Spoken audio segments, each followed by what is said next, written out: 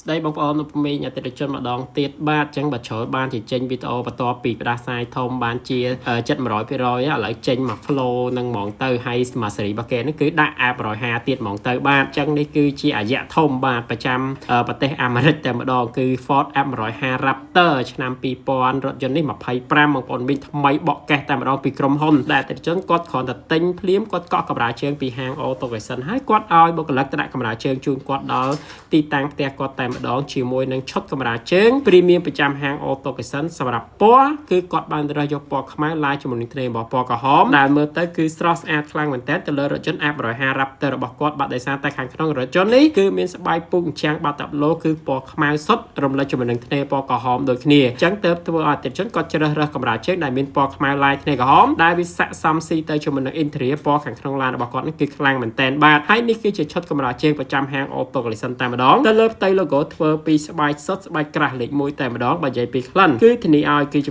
កម្រាលជើងមួយដែលអនាម័យអត់មានក្លិនសូម្បីតែបន្តិចទេទោះបីជាបងប្អូនពុំមីងដាក់ឡានហាក្តៅប្រហែលថ្ងៃខែឆ្នាំចោលក៏វាអត់មានក្លិនជាប់កស៊ូចេញមកប៉ះពាល់ដល់សុខភាពដែរបើសិនជាបងប្អូនពុំមីងដែលជាស្រីកំពុងតែពោះកំពុងតែមានអូនទៅចូលទៅក្នុងរថយន្តមានតែខ្យល់បរិយាកាសស្រស់ស្រាយនៅក្នុងរថយន្តឲ្យមានក្លិនផ្អាប់ពោះឬមួយក៏បាក់តេរីនៅក្នុងរថយន្តដែលបណ្ដាលឲ្យប៉ះពាល់ដល់សុខភាពទេបើសិនជាចាស់ទៀតគឺកាន់តែល្អសម្រាប់ប្រកបទាំងអស់គ្នានេះគឺខ្លាំងមែនតើបាទហើយសម្រាប់កម្រាលជើងក្រោយពេទ្យដាក់ចូលទៅខ្នាតគឺជួយការពារបាត់រថយន្តបានល្អខ្លាំងហើយថែមទាំងធ្វើរថយន្តមើលទៅស្អាតទំនើបទាន់សម័យមានសោភ័ណភាពលើសពីអាស៊ានរបស់គេនេះគឺធ្វើដងលើសធម្មតាតែម្ដងហើយក៏ជាអតិថិជនឆ្លាញ់រថយន្តធ្វើដងលើសធម្មតាដូចគ្នាបាទមិនត្រឹមតែប៉ុណ្្នឹងអតិថិជនគាត់ក៏បានទិញជាមួយនឹងសូមសោស្បែកសុទ្ធដែលជាសូមសោប្រចាំហាង Auto Crescent តែម្ដង Mode G4 ទៅលើផ្ទៃស្បែកខាងលើនេះគឺយើងធានាឲ្យបងប្អូនពុំប្រើប្រាស់រហូតដល់13ឆ្នាំទៅលើការចុចដោយមិនប្រើកញ្ចក់ដៃចុចតាមការប្រើប្រាស់បច្ចេកទេសធម្មតារបស់យើងគឺអត់ល្បកទេបាទបើសិនជាបងប្អូនមីងត្រូវការកម្រាលជើងក៏ដូចជាសូមសោដែលមានគុណភាពល្អលេខ1ប្រប៉ិតកុំភ្លេចអញ្ជើញមកហាង Auto Crescent មកធានាថាមិនឲ្យខកបំណងទេបាទអរគុណច្រើនបាយបាយ